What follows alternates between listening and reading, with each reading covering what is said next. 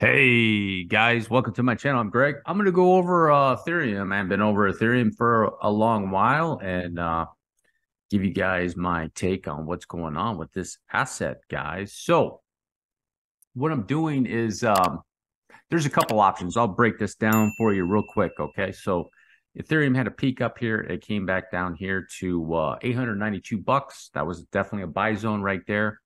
And now it's here. Okay. So at the end of the day, either Ethereum's making A, B, C, it's going to come back down, or it's 1, 2, 1, 2, and this thing's getting ready to do a shot out of there, guys. So similar scenario with this nice wave, and then it came back down, and this is a nice 5-wave impulse. It's back down here. It's struggling to make its way out of there. Now, if this is 1, 2, 1, 2, at some point Ethereum it should start accelerating up. Okay, so on the weekly time frame, I do have potential fib targets right here. The longer time frame for 28.87, and then for Ethereum, it could be 21 to 23 in a shorter term time frame. In the meantime, it might have a little bit more of a correction, guys. So it could still go down. Doesn't mean it's going to go up from there. Okay, I just want to make that clear. And you really, if you're bullish on Ethereum and it's in a bullish setup, which it very well could be, guys. This could really start to accelerate out of there going into at the end of the year. I also have this over here, the January timeframe.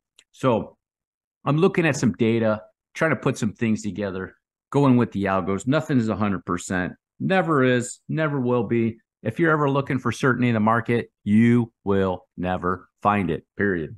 Believe me, I've searched. Never found it. It's like finding the gold pot at the end of the rainbow, if you know what I mean. You won't find it. But at the end of the day, I'm trying to find like normally what happens, right? So with Ethereum, for those that don't know, new to my channel, possibly new to crypto, is what happens with Ethereum. You see Ethereum's peak right here. Well, Bitcoin kind of peaked in this area too.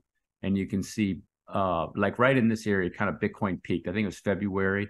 It kind of grinded up, but Ethereum still was rocking and rolling. It came back down. Its correction was very, very short. It was only like 40 days in here, and it still kept going. Okay.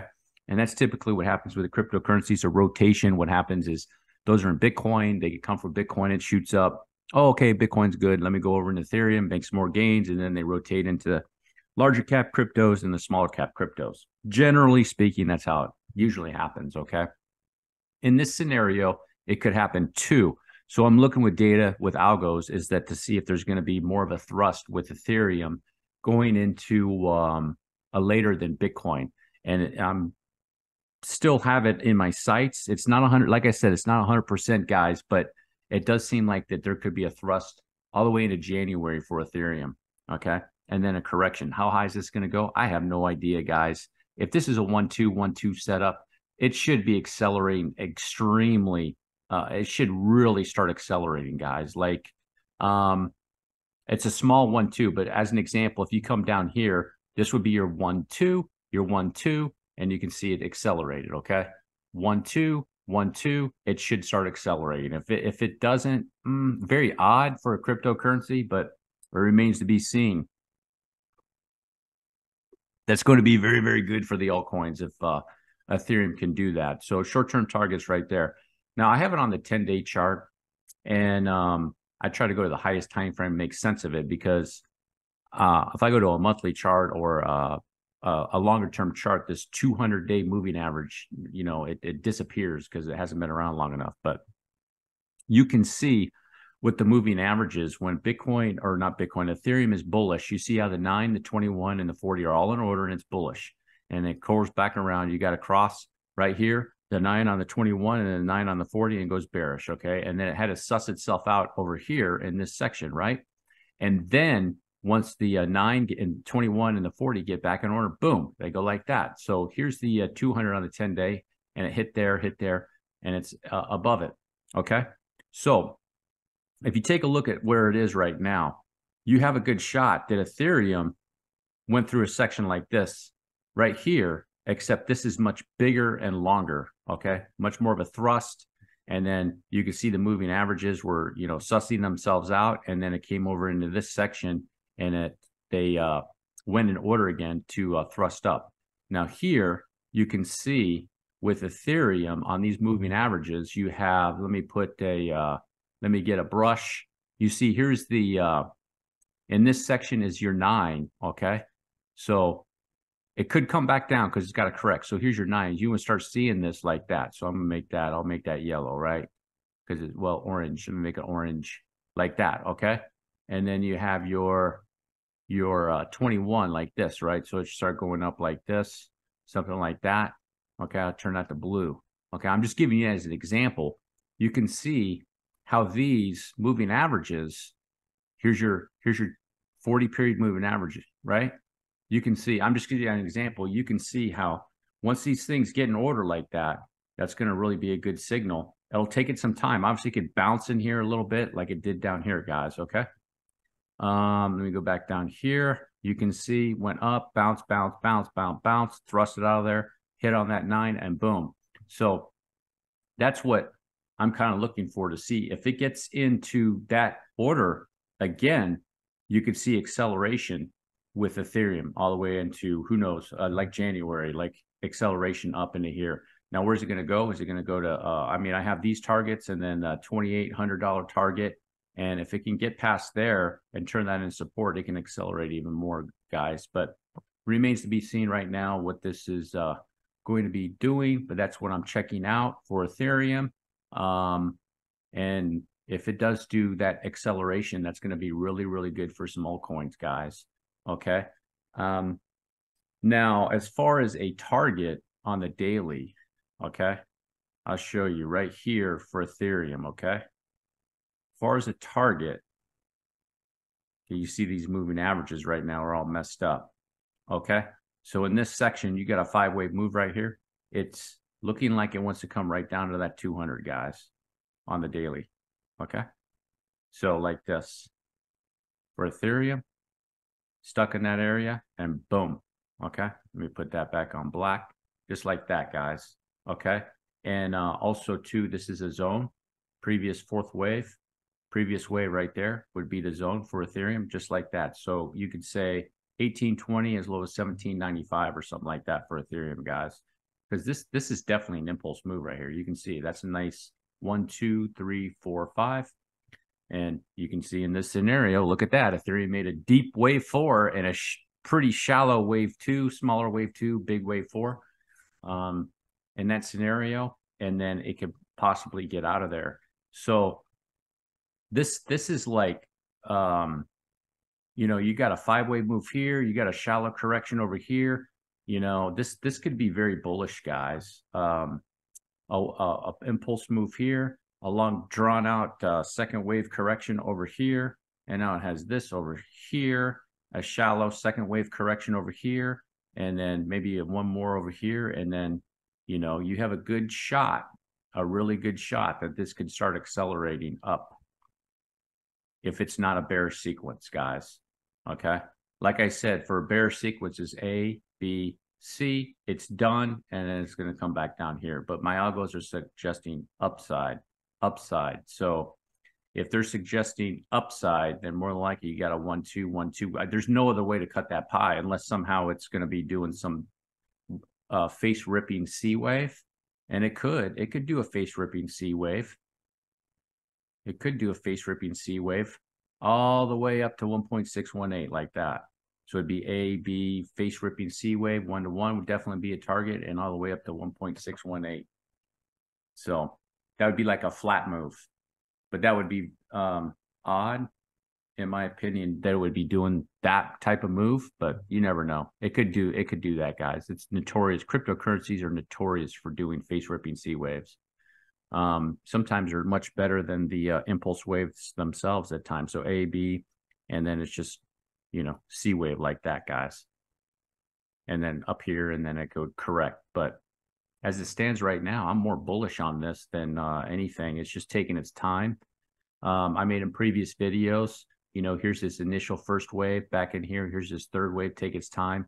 And then it's just, you know, getting ready to make its move, in my opinion, guys. You know, I showed that on like GBTC, okay, over here.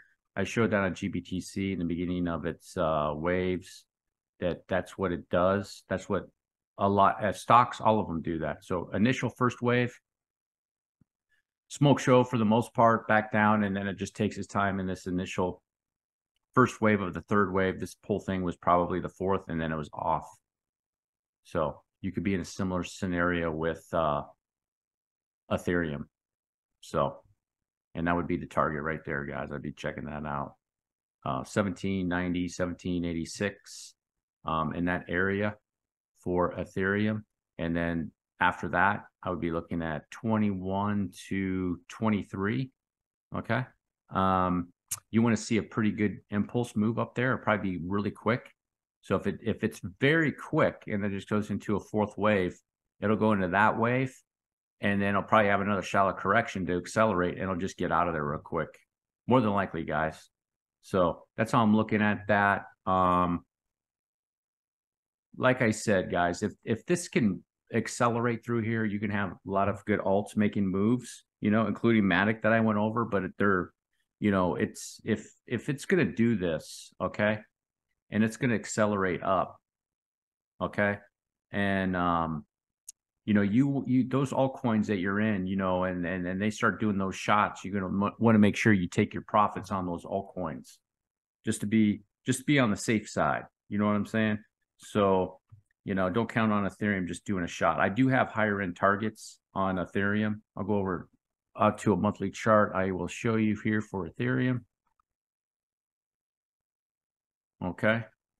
And this is the pattern that I think that it's in. And up to this 5,600 is a pattern that I think that Ethereum initial just rocket ship first wave, which, by the way, I've been looking at a lot of charts in cryptocurrencies, and cryptocurrencies are notorious for their initial first wave to just be like a rocket ship. So at the end of the day, if you're in cryptos and you want to get your 50 or your 100x, it's going to be with the newer coins. Not to say they can't do it with the coins that are not new, but you're not going to get 50 or 100x out of Ethereum. You're not going to do it out of Bitcoin. You're not going to do it out of Phantom, not Solana, not even close. But the initial one, boom, right there. So that's the regular consistent. If there's any consistent pattern that I see in crypto, the initial wave is always the big moonshot. And then, Litecoin would be a good example. Initial shot, and it's gone sideways for 5 years now, guys. But same thing here with Ethereum. And you can see this pattern. It follows, like, if you follow Elliott Wave with a wedge or a channel here, not a channel, but a wedge, is something like this. Go up to do the wedge, okay? And I'm going to take that off, but you can see here, one, whether you want to put a 2 here or here, however you want to do that. It could be like this, and then a fourth wave, and you see this fourth wave comes right on top of that previous wave. Okay, that's like a requirement, if you will, or what do they call that in Elliott Wave? A rule in Elliott Wave. Even though this is kind of subjective, but you can see this came down on the top of that wave, and bam. So the fourth wave bounced right off the top of wave one, and now it's getting on there, and it could accelerate up like that and be done. Okay, with this wave pattern, and then it'll be up here, and it'll be doing a correction. Okay, and this can end up anywhere, because between the fourth wave and the second wave would be targets, and that's a big, big difference, guys. That's a huge difference from here to here. So don't know where it's going to end up, but I'm like planning on a move going on with Ethereum, at least to 2,800. So another scenario is that it could go up to, like, say 2,800, 25 to 2,800, and it could do another long drawn out correction and drag this out even more. And then, going in, let's say it gets up there January, another correction, and then it could just take its time to get back up there, guys. So unfortunately in crypto, the fifth waves are supposed to be notorious for blow-offs, right? But at times, fifth waves can be notorious for just grinding out because it's coming to the end of the sequence too. So I've heard that over and over again. The fifth waves in Bitcoin are massive blow-offs and everything. Probably talking about a fifth of a third wave. But the fifth of the fifth can be a grind, is the difference. So here's your fifth, your third. Here's your fifth, your first. you can see how the fifth of the first is bigger. Well, this is on logarithmic. I want to say that, but like this move right here, 900%, 900%, and then this fifth wave is 200%. Okay, so going up in this, you can see with this wedge pattern, it makes sense to me. This makes complete sense. So you got like, what is that? 30, massive gains, 30,000%. And then here, you're looking at 5,000%. And then at the end of the wedge would be the smallest portion of the gains. And let's say it goes up to my top target, 800%, to make that wedge completed. All right, guys, that's the end of my video. If you made it all the way to the end, do me a huge favor, drop a like, hit the subscribe button. Peace.